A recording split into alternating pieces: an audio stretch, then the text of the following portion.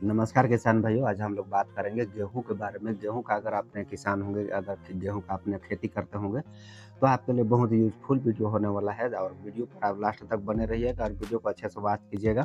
आज हम लोग जानेंगे गेहूँ में कौन-कौन सा खाद हम लोग डाल सकते हैं।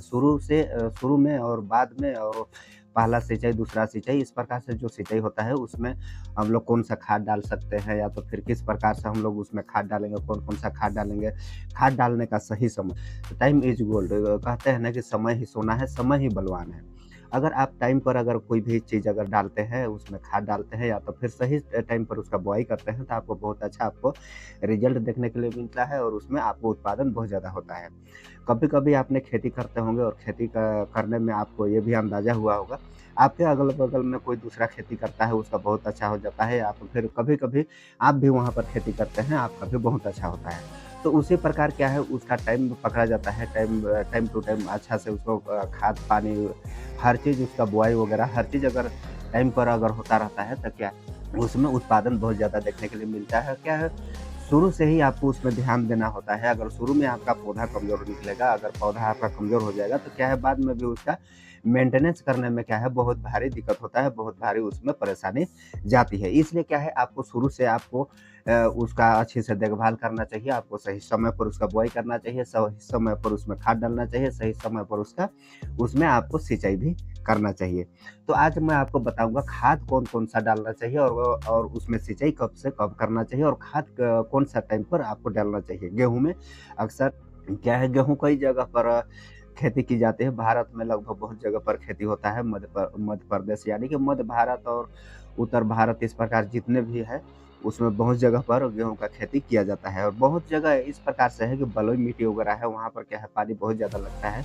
तो उसमें आपको कितना पानी देना चाहिए या तो फिर काली मिट्टी है, दोमट मिट्टी है, उसमें आपको कितना पानी देना चाहिए, हर चीज़ आपको वीडियो पर एक-एक चीज़ आपको जानकारी दिया जाएगा।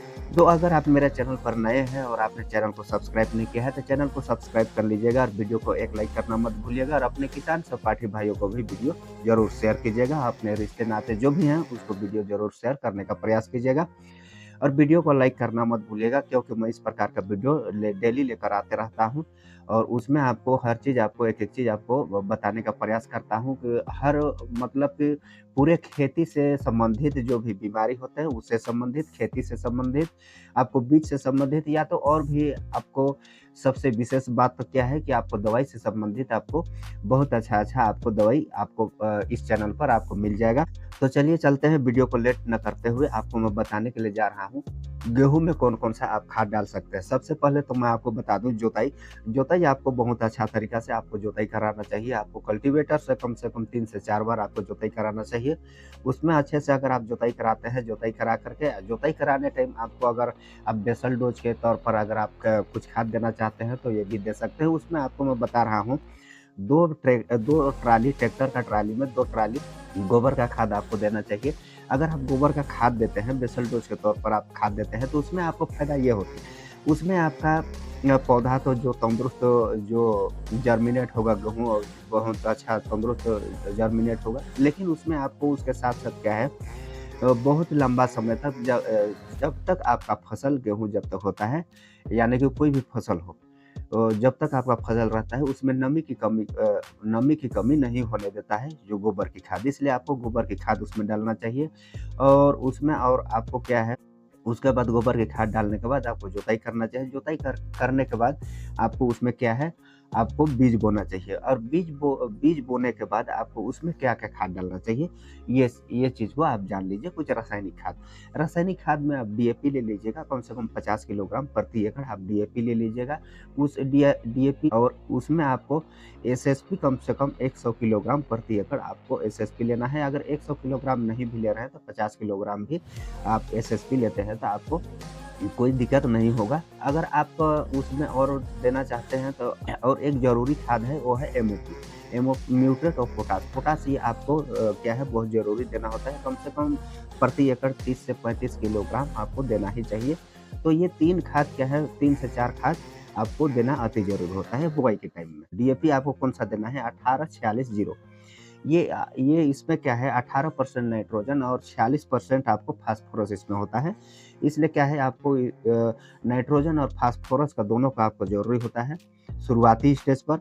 और आपको एक चीज़ आपको ये क्या है, ये जड़ और तना जो आपका जड़ भी पकड़ेगा और उसमें धीरे-धीरे आप उसमें तना भी निकलेगा, तो उसमें क्या है, ये निकालने में और उसको जड़ पकड़ने में सहायक होता है, इसलिए आपको डीएपी आपको डालना ज़रूरी है। और एसएसपी क्यों डालना चाहिए? अब एसएसपी में क्या है, सल्फर होता है, फास्फोरस होता है, कैल्शियम होता है और जिंक होता है और कुछ मुख्य पोषक तत्व होते हैं, इसलिए क्या है, आपको एसएसपी भी डालना ज़रूरी होता है, सिंगल सुपर फास्फेट। और एमओपी, म्यूट्रेट और पोटाश आप 60% वाला अगर आप डालते हैं तो 30 किलोग्राम प्रति एकड़ आप डालिए। और इसमें क्या होता है कि रोग प्रतिरोधक क्षमता भी इसमें बढ़ता है और इसमें आपका दाना भी वजन होता है और आपका दाना भी चमकीला होता है, बेचने के लिए भी बहुत खास होता है, इसलिए क्या है, आपको एमओपी डालना बहुत ज़रूरी होता है। और आपको मैं बता दूँ, आपका जैसे फसल 20 से 25 दिन हो जाता है, 18 दिन, 20 दिन या तो फिर 25 दिन। अधिक से अधिक 25 दिन और कम से कम 18 दिन। 18 से 25 दिन के भीतर में आपको क्या करना चाहिए, आपको उसमें एक सिंचाई आपको देना चाहिए। अगर आपका बलुई मिट्टी है तो उससे पहले भी आपको सिंचाई देना पड़ सकता है। अगर बलुई मिट्टी नहीं है तो आपको क्या है, 18 से 20 दिन में, 25 दिन में आपको एक सिंचाई करना बहुत ज़रूरी होता है। और इस टाइम में आपको खाद भी आपको देना बहुत ज़रूरी होता है। उसको भी मैं बताऊँगा कि आप कौन-कौन सा खाद दूसरा सिंचाई पर आप दे सकते हैं। इसमें है यूरिया 45 किलोग्राम, मतलब कि 1 बोरी 45 किलोग्राम का यूरिया होता है, तो 1 किलोग्राम ये यूरिया आपको देना बहुत ज़रूरी होता है, क्योंकि आपका जो है कि इतना ऊँचा-ऊँचा हो जाता है। इतना ऊँचा-ऊँचा होने के बाद क्या है, उसमें क्या है, 15 से 20 सेंटीमीटर का हो जाता है, तो क्या है, उस टाइम कल्ले निकलने लगते हैं उसमें। तो कल्ले निकलने लगते हैं, उसमें अगर आप नाइट्रोजन देते हैं, यूरिया देते हैं, तो क्या है, आपका कल्ले जो है बहुत ज़्यादा फैलते हैं। उसमें क्या है, एक एक पौधा में 15 कल्ले, 20 कल्ले, 30 कल्ले, 50 कल्ले, इस प्रकार से आपको उसमें देखने के लिए मिलता है। क्या है, कल्ले बढ़ाने के लिए आपको नाइट्रोजन यहाँ पर देना अति ज़रूरी है। अब नाइट्रोजन दे दिए, उसके बाद में आपको नाइट्रोजन यानी कि यूरिया के साथ में आपको जिंक सल्फेट आपको देना चाहिए। जिंक सल्फेट अगर आप दे रहे हैं 21% वाला है तो 10 किलोग्राम प्रति एकड़, और 33% वाला है तो 7 किलोग्राम प्रति एकड़ या तो फिर 5 किलोग्राम प्रति एकड़ आप इसको देते हैं। तो आपको क्या है, आपका जो कल्ले है वो बहुत अच्छा, बहुत तेज़ी से फैलने का काम करता है, इसलिए आपको ये जिंक प्लस इसमें यूरिया आपको दूसरा सिंचाई पर आपको देना चाहिए। दूसरा सिंचाई आपको कब करना चाहिए? दूसरा सिंचाई ये है 40 से 42 दिन में, 40 दिन, 42 दिन और 45 दिन से अंदर और 38 दिन के भीतर ये आपको ये सिंचाई करना चाहिए और एक खाद आपको देना चाहिए। तो किसान साथियों, वीडियो कैसा लगा ये कमेंट में ज़रूर बताइएगा। और आपको कोई भी परेशानी होगा, कोई भी रिलेटेड आपको वीडियो चाहिए होगा तो क्या है, कमेंट कर दीजिएगा। कमेंट कीजिएगा तो उससे संबंधित आपको वीडियो दे दिया जाएगा और आपको जो भी परेशानी होगा वो परेशानी से आप निपट सकते हैं, उस परेशानी से आप बच सकते हैं। तो आज के लिए इतना ही, फिर मिलते हैं किसी नेक्स्ट वीडियो में, किसी नेक्स्ट टॉपिक में। तब तक के लिए बाय, जय हिंद।